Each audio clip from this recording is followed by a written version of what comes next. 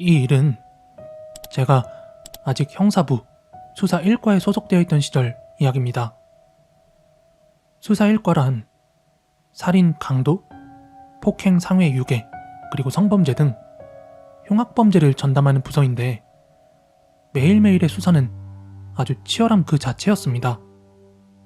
그 수사 1과에서 18년간 근무하는 동안 이건 제게 있어서 가장 불가사의했던 사건이었고 20년이 지난 지금도 가끔씩 꿈에 나올 정도로 아주 선명하게 각인된 사건이었습니다. 사건의 발단은 방치되어 있는 어느 차량 한 대에서 시작되었어요. 이제가 장마가 끝나고 막 폭염이 내리쬐던 어느 여름날이었는데 산골마을의 주민으로부터 산길 옆에 어떤 수상한 차량이 며칠째 서 있다 하는 신고가 들어왔고요. 인근 파출소에서 그 현장을 확인하러 출동을 했습니다. 그 차량은 같은 지역의 번호판을 달고 있었고 이걸 조회해보니까 3일 전에 도난된 차량이라는 사실이 밝혀졌습니다. 이에 지원 요청을 받은 경찰관과 소방대원들이 인근을 수색하기 시작했어요. 그리고 이 차량에서 그리 멀지 않은 어느 급경사의 산비탈에서 의식이 없는 남성을 한 명 발견을 했습니다. 남성의 신원을 확인하기 위해 이 차량의 내부를 수색하자 어느 지갑 하나가 나왔는데 이 지갑 속에 유효기간이 지난 운전면허증이 나왔습니다. 그러나 가장 문제가 됐던 건 이 남성이 보통 사람이 아니었다는 점입니다. 마사토, 사건 당시 29세였습니다. 이 남자의 신원이 확인되자 곧바로 수사 1과에 연락이 들어왔습니다. 원래 저는 형사로서 죄는 미워하되 사람은 미워하지 말자 하는 원칙을 늘 마음에 새기고 있었지만 이 남자만큼은 도저히 어떤 이유로도 사람으로서 용서할 수가 없었습니다. 마사토는 미성년자 시절에 1명, 그리고 22살 때 4명, 모두 성적인 목적으로 어린 여자아이들을 연속으로 유괴하고 납치했던 그런 전과가 있었습니다.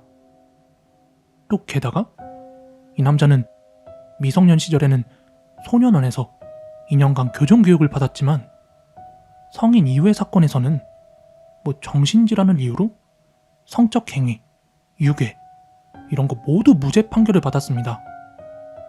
젊었던 저는 이렇게 생각을 했어요. 저놈 분명히 꾀병일 거야. 아마 머릿속으로 똑같은 생각하고 있을 거라고.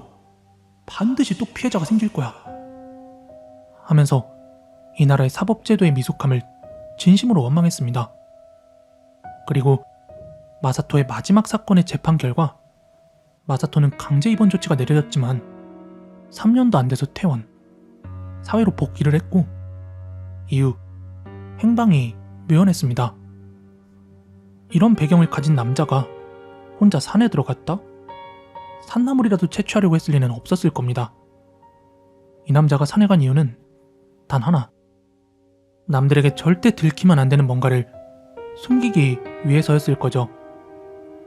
그러나 그 이유를 듣고 싶어도 남자는 의식불명 상태로 대화가 전혀 불가능했습니다. 마사토의 부상 상태는 매우 심각했어요. 우측 축두부에 두개골이 골절되어 있었고 부러진 갈비뼈가 우측 폐를 찔렀습니다. 그리고 오른쪽 발목은 누군가에 의해 도련해진 듯 기역자 형태로 파이면서 아킬레스건마저 절단된 상태였습니다. 일단 저는 그의 발견 당시의 복장 그리고 소지품을 일반적인 사고 이상으로 면밀하게 조사하기 위해서 과학수사대로 보내달라고 간곡히 요청했어요. 그리고 그 결과 저의 직감은 적중했습니다. 마사토의 옷에서는 다른 사람의 혈흔이 미량 검출이 된 것이었어요. 그와 동시에 다른 팀에서는 방범 카메라를 통해서 그의 주소와 활동 반경을 추적했고 이 차량이 도난되기 전날에 실종된 7살 여아가 있다는 사실을 밝혀냈습니다. 이에 따라 경찰과 소방대 감류에서 아주 대규모의 산악수색 작전이 시작됐어요. 그리고 아주 최악의 결과가 나왔습니다. 수색을 시작한 지 몇 시간도 안 돼서 마사토가 쓰러져 있던 산비탈 위에 어느 도로에서 실종된 소녀의 몸통과 그 옆에는 피 묻은 삽이 발견이 되었습니다. 이 삽은 마사토가 살던 아파트에 비치된 겨울 제설용 삽이었습니다. 그렇다는 건 분명히 이 근처에 머리도 묻혀 있을 텐데. 계속된 수색 끝에 그 장소에서 산정상 방향으로 약 15분 정도 더 걸어간 어느 10평 남짓한 평탄한 장소에서 소녀의 머리가 흙에 묻혀있는 상태로 발견이 되었습니다. 너무나 참혹한 현장에 오열하고 무너진 수사관들도 있었어요. 현장에 급히 도착한 저는 한 가지 이상한 점을 느꼈습니다. 발견자에 따르면 소녀의 머리는 원래 흙과 낙엽으로 완전히 덮여 있었지만 바로 그 앞에 누군가가 파낸 흔적과 찢어진 비닐봉지가 있어서 찾을 수 있었다라고 했습니다. 여기서 큰 의문이 생겼어요. 마사토는 왜 함께 묻었던 몸통을 굳이 파내서 비닐까지 꺼내 산길 쪽으로 옮겼을까? 그리고 며칠 뒤 마사토는 병원 중환자실에서 의식을 되찾았습니다. 의사의 짧은 시간만이라는 조건하에 그에게 진술을 받을 수가 있었어요. 남자의 목소리는 너무나 힘이 없고 약했습니다. 그래서 저는 몸을 앞으로 기울이며 그의 말을 들을 수가 있었어요. 남자의 증언은 다음과 같았습니다. 그는 본인이 자취하던 아파트 주차장에서 인근을 다니는 어린 초등학생들을 물색하고 있었습니다. 그러다 한 저학년 여자아이가 지나가고 있었고 우리 집에 재밌는 게임이 있는데 같이 갈래? 하며 본인의 방으로 유인해서 데려온 겁니다. 이후 제 성적으로 뭔가 희롱을 하려고 했는데 생각보다 아이가 아주 강하게 저항을 했고 원래 결박용으로 준비해둔 로프로 아이를 목 졸라 죽였다고 합니다. 원래 처음에는 시신을 토막내서 조금씩 버릴 생각이었는데 욕실에서 막상 목을 잘라보니까 이거 목을 자르는 것만으로도 너무 힘들다는 걸 깨달았고 더 이상 시신을 절단하는 건 포기했다고 합니다. 그래서 머리와 몸통을 각각 비닐봉지에 담았다고 해요. 시신은 산에 묻으면 들키지 않을 거라고 생각을 했고 인근 주차장에서 차를 훔쳐서 아파트에 있던 삽을 챙기고 예전에 몇 번 가본 적이 있던 한 지역의 산으로 향한 거예요. 그렇게 이제 차가 갈 수 있는 끝 지점까지 산길을 달리고 시신과 삽을 들고 걸어 올라간 겁니다. 산길을 따라 정상 쪽으로 걷던 중 조금 평평한 장소가 보여서 이쪽에 구덩이를 파서 묻으려고 했지만 삽이 평평한 제설용 삽이라 더 이상 깊게 팔 수가 없어서 그저 시신이 간신히 가려질 정도로만 묻었다라고 했어요. 여기까지는 상황과 증거가 부합을 했고 제 입장에서도 분명히 납득이 갔습니다. 하지만 진짜 문제는 그 다음 진술이었어요. 좋아, 너 진술 다 알겠어.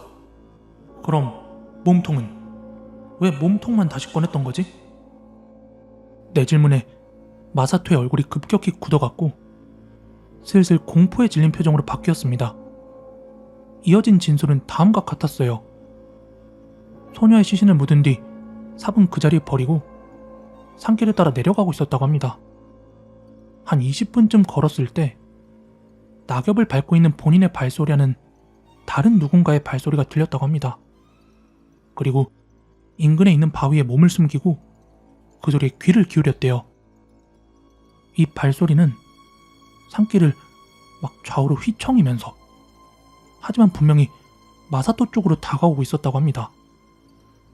숨을 죽인 채 이 소리에 귀를 기울이고 있었고 그 발소리에 섞여서 크릉 크릉 이렇게 금속이 끌리는 소리가 들렸다고 합니다. 누가 삽을 끌고 나를 쫓아오고 있는 거야? 에이씨, 내가 시신 묻는 걸 봤구만. 봤다면 어쩔 수 없지. 이 새끼도 죽이는 수밖에. 이렇게 결심을 하고 이 다가오는 발소리에 귀를 기울이며 기다렸다고 합니다.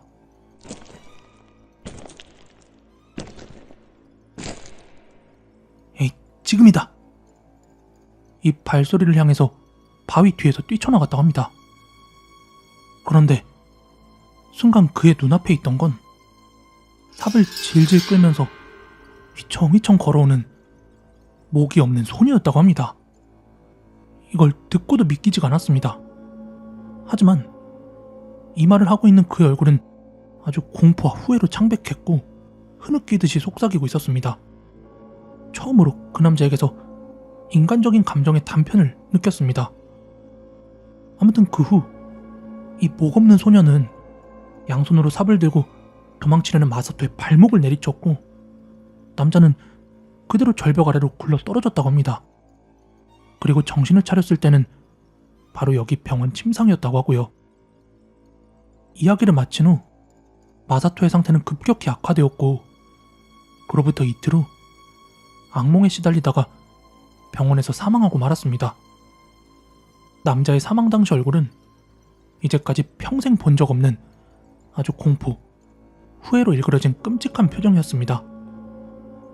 며칠 후 이 피해 아동에 대한 부검 결과도 나왔는데요.